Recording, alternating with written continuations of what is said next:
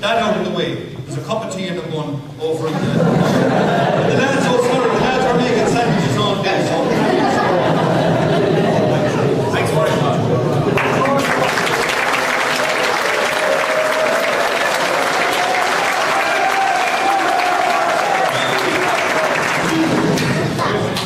Good evening, everyone. Principal, Deputy Principal, Father Gilroy, staff of St.Muredach, parents and family members. It's a pleasure to welcome you all to our graduation mass this evening. As for you lads, well, I'm fairly sick of seeing you at this stage, to be honest. But you're also welcome. I know now what it feels like to use the intercom. Power is immense. As Joe would say, sorry for the intrusion.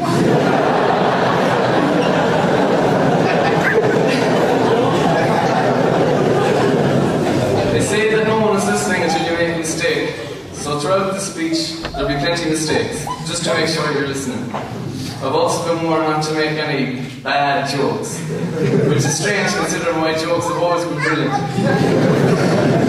But I assure you, by the end of this, you'll all be speechless. That was your very innings.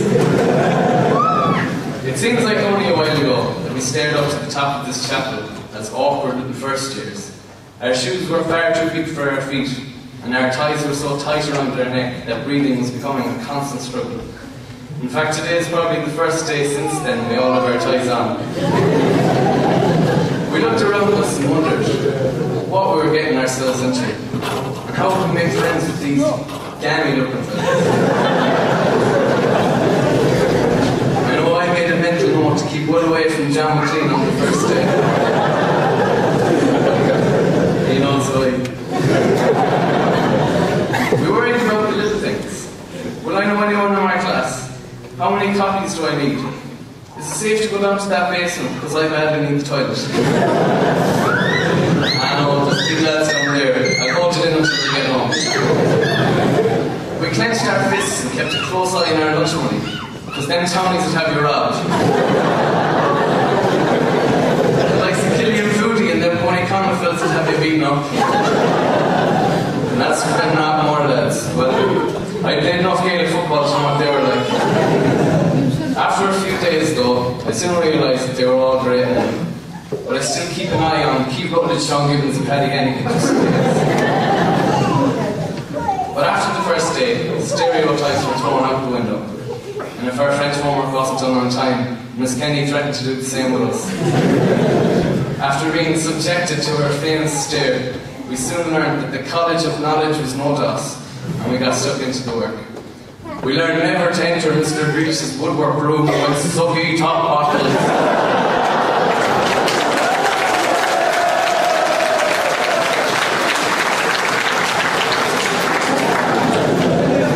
And if you're ever in doubt as to what to do with maths, how will you cross multiply?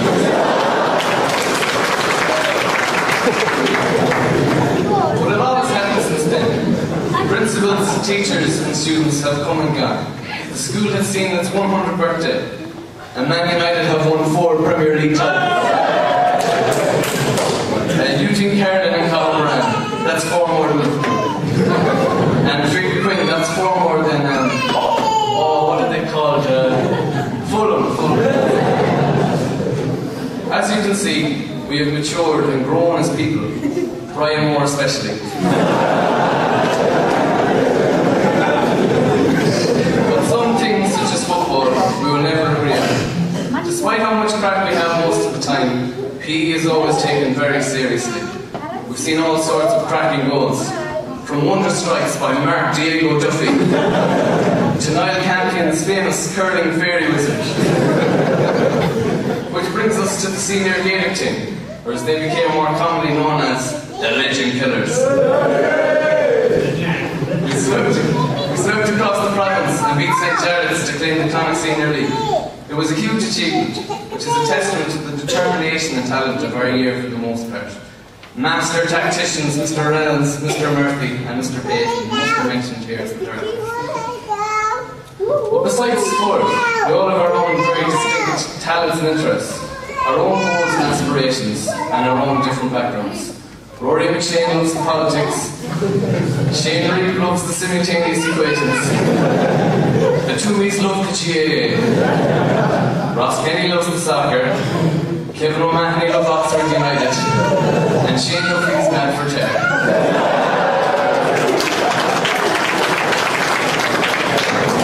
We all love nominees. And yet we all get on like a house on fire. What characters we have met and created throughout our time here. Dewey, Melon, Pee-wee, Geo, Gussie, Ghost, Swanee, Neely, Dell, Kenneth, the Duke, Bubbles, Cano, Struddy, and of course, Peter Kearney.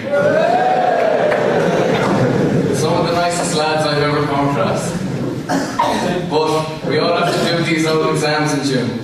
And even though it's been a crazy year, the swine flu, the recession, an Arctic winter, that handball, and volcanoes in Iceland of all places, as far as I know, the Leaving Cert is going ahead. But we've nothing to worry about. As Mr. Gibbons always says, there's marks going to begin.